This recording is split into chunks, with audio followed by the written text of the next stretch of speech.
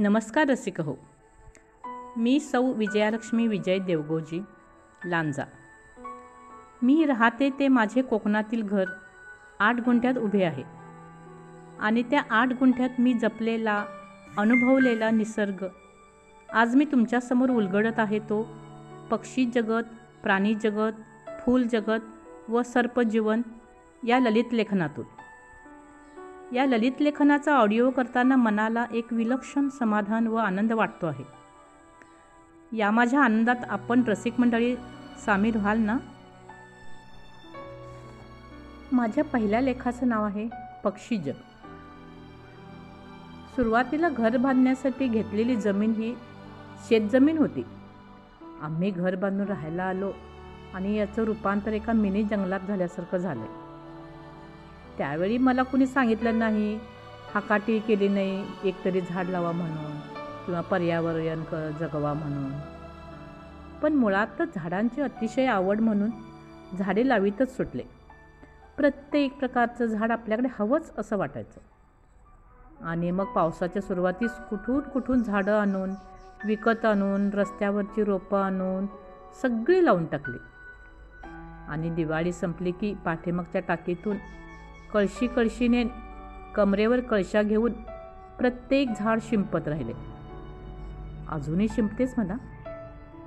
65 ते 70 कळशा प्रत्येक झाडाला एक याप्रमाणे पाणी घालण्यासाठी लागायच्या. मस्तपैकी 1.5 तास विनासायास व्यायाम व्हायचा. आजही होतोय, फक्त 65-70 वरून 40 वर आलं इतकंच. आणि मग भाज्या निवडलेला कचरा, फळांच्या सालीचा कचरा, खरकटे द्यायचे आपल्या झाडाच्या मुदात टाकून.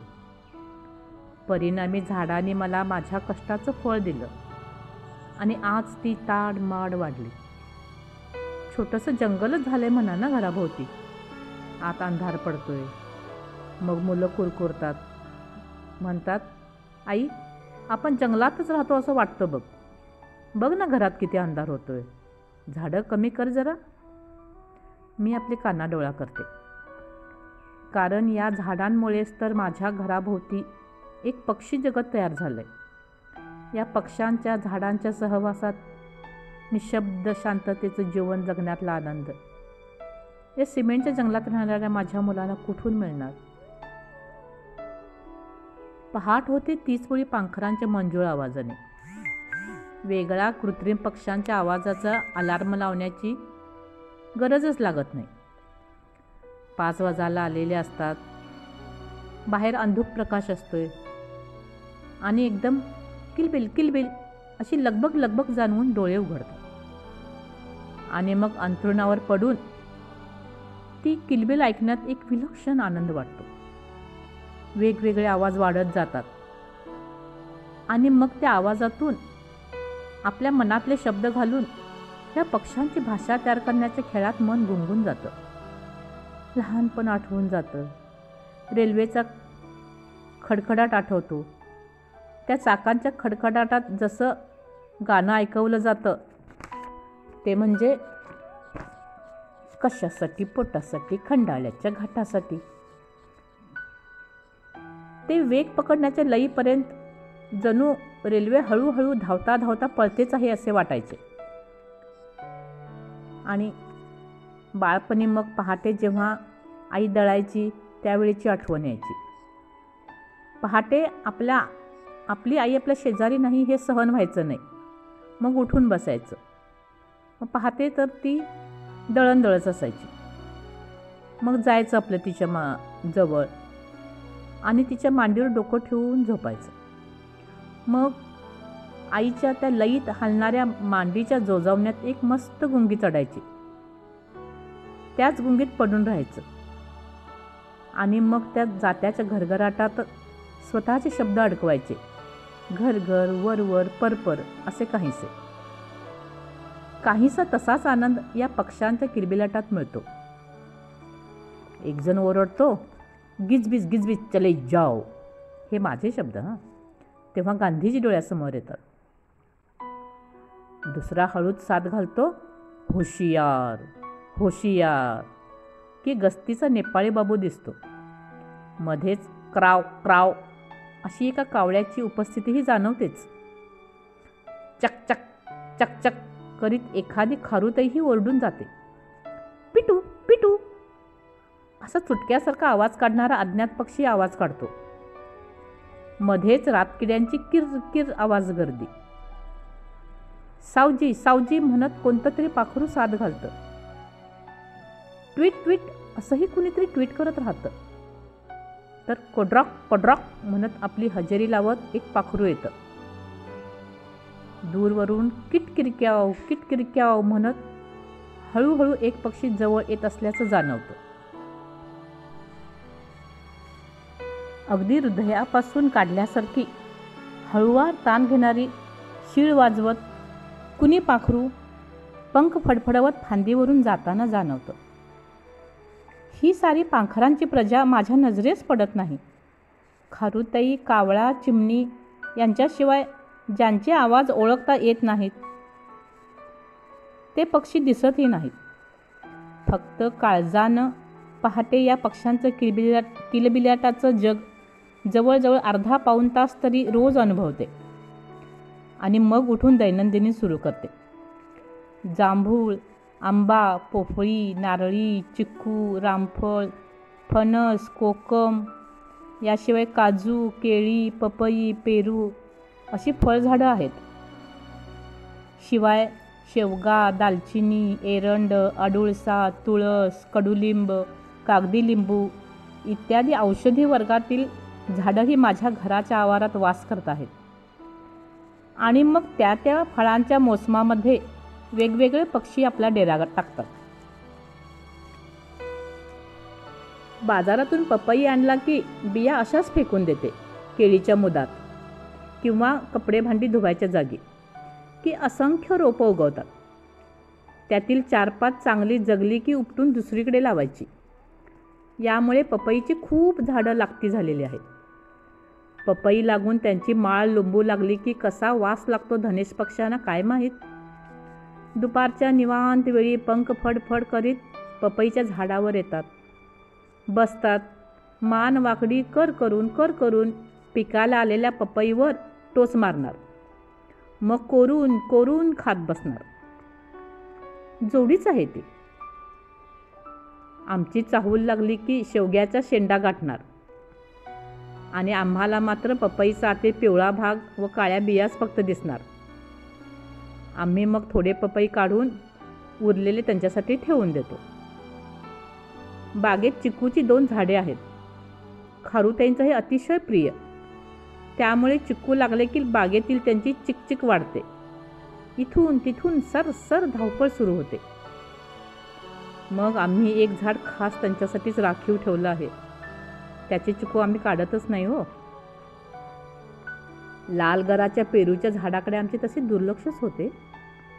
पण जेव्हा झाडाखाली अर्धवट पिकून पडलेले गुलाबी रंगाचा गर असलेले पेरू पाहिले की अरे आता पोपटांची येणे चालू झाली की काय असे बोलतो. कंठात काळा गंडा घातलेले हिरवेगार राघू झाडावर लपून छपून बसून पेरू कुरतडतात. संध्याकाळी एकदम थव्याने आकाशात उडतात. तोंडाने मिठू आवाज न काढता क्रिक क्रिक क्रिक क्रिक असे काही ते बोलतात. गच्चीवर जाऊन तो उडता थवा नातवंडांना दाखवताना जीव भरून पावतो. पोपट गेले की मग साळुंख्यांचा दंगा सुरू होतो. त्या खाली पडलेल्या पेरूंवर तुटून पडतात. कंपाऊंडच्या भिंतीवरून चालत जाताना रोज भारद्वाजाकडे पाहते. लहानपण आठवतं. गुढीपाडव्या दिवशी अंथरुणातून डोळे न उघडता उठून परसात जायचं आणि कुठे हा भारद्वाज दिसतो का पाहत कुंपणं हिंडायचो. आता मात्र याला रोजच पाहते. लाल भडक गुंजेसारखे डोळे घेऊन हा फिरतो, पण कधी कुठल्या फळांच्या वाटेला गेलेला मी पाहिला नाही. वयाबरोबर मनालाही परिपक्वता आली तरी अजूनही आजीने सांगितलेल्या गोष्टीत मन रमते आणि खरेच का याच्या घरट्यात संजीवनी काडी असेल का असे खुळचट विचार डोक्यात येतात. मार्चमध्ये काजूची बोंडे धरून पिकायला लागली की त्या काजूखाली मग 7 बाया, कावळे, चिमण्या, पारवाळं जमतात. पिकून पडलेल्या काजूंसाठी मग त्यांची भांडणेच लागतात. खिडकीत बसून ते पाहताना मजा येते. एक मोरपंखी रंगाचे पंख असलेले कबूतरही अधूनमधून नजरेस पडते. मे महिन्यात आंबे पिकायला लागले की नेमके कोणते पक्षी येतात व आंबे खातात ते कधी पाहायला मिळतच नाही. कारण त्या झाडासमोर आमची एक पाण्याची मोठी टाकी आहे. पण जेव्हा आम्ही आंबे उतरवायला जातो तेव्हा पिवळा केशरी आंब्याचा आतील गर व कोय दाखवत काही आंबे उभे असतात. तेव्हा ते उंचावरचे सर्व आंबे आम्ही त्या पक्ष्यांना ठेवून देतो. पाहुणी मुलं घरी आलेली असताना जांभळे खाऊन सहज त्यांनी बिया फेकलेल्या असतात. त्यातून 2 जांभळांची झाडं छान दणकून उभी आहेत. मे महिन्यात काळ्या जांभळांचे घोसच्या घोस झाडावर एखाद्या कुंडलाप्रमाणे डोलायला लागतात. हात पोहोचणार नाहीत इतक्या उंचावर असतात. त्यामुळे पक्षी खुश असतात. मग पिकून पडलेली चांगली चांगली जांभळे उचलून टाकीवरच्या पाण्याने धुवून जिभेवर ठेवली की चळकन जांभूळ रस जिभेवर उतरवतो आणि तो अनुभवला की आत्मा थंडगार होतो. शहरात असताना विकत घेतलेली काळी मैना तिची चव कितीही पैसे दिली होती तरी सुद्धा त्याची चव कधी अशी आली नव्हती. या झाडावर अधिराज्य म्हणजे ओंबील मुंग्यांचं. लाल भडक मोठ्या मोठ्या अशा त्या मुंग्या. टोकदार शेपटी असलेला पक्षी जेव्हा घराच्या बाहेरील बाजूस वळचणीला मातीचे घरटे तयार करायला लागतो तेव्हा तर किती अप्रूप वाटते. ओली माती गोळा करून आणतात, पायाने पसरवतात आणि एक मोठी भोक तयार करून त्यातून जा-ये करतात. समोर निमुळते व पाठी मोठे असे मातीच्या भांड्याच्या आकाराचे घरटे. पिले उडून गेली तरी खूप महिने तसेच राहते. कुंभारनी किडाही घरात आतल्या बाजूने मातीची घरे बांधतो. एवढ्याशा तोंडातून मातीचा ओला गोळा आणताना पाहून मजा वाटते. माझ्या या घरात या पांखरांचे कीटकांचेही घर सजते. त्यांचे संसार फुलतात. मनाला समाधान वाटते. हिवाळा येतो तेव्हा घरावरून गेलेल्या विजेच्या तारांवर सकाळी सकाळी ओळीने बसलेली पाखरे ऊन खात असतात. पोपटाच्या रंगाची पाखरेही येऊन बसतात. ऊन कडक होत आले की उडून जातात. तिन्ही सांजेला घरावरून बगळ्यांचे थवे व्ही आकारात उडत जातात तेव्हा परत एकदा बालपणात जाऊन नखावर नखे घासत ओरडावे वाटते डोळे मिटून, बगळ्या बगळ्या कवडी दे, बगळ्या बगळ्या कवडी दे. आणि मग डोळे उघडून नखावर पाहावे. आता कळतंय कॅल्शियमच्या कमतरतेमुळे नखावर डाग उठायचे ते मात्र आम्हाला बगळ्याने दिलेली कवडी वाटायची. पावसाळा येण्याची चाहूल देणारी पानकोंबडी सकाळी सकाळी क्वॅक क्वॅक करून ओरडत आली की आला पावसाळा तोंडावर असे वाटते. राखाडी रंगाची ती पानकोंबडी रोजच दृष्टीस पडते आणि पाऊस पडला की गायब. मग पुन्हा दिसणार ती भातांच्या लोंबाला लागल्यावर. पाठीमागे 3-4 पिलावळे घेऊन भाताच्या खाचरात लपत छपत हिंडणारी. घरासमोरच कुण्या एकट्याचे शेत आहे त्यामुळे तिचा दृष्टीलाभ आम्हाला नेहमीच मिळतो. असे हे माझ्या घराच्या आवारातील पक्षी जगत.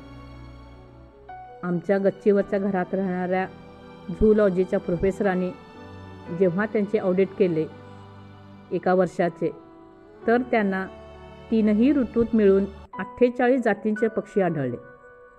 अगदी नखाच्या बोटावरच्या नखुल्या पक्षापासून ते हळदीचा पिवळा कोट घालणाऱ्या हळद्या पक्ष्यापर्यंत आणि मोठ्याल्या धनेश पक्ष्यापर्यंत. जेव्हा मुले घरी येतात तेव्हा यांची सकाळ काही या पक्ष्यांच्या किलबिलाटाने होत नाही तर व्हॉट्सअपवरच्या मेसेजच्या टोननेच होते आणि माझे काळीज कुठंतरी दुखावून जाते. धन्यवाद.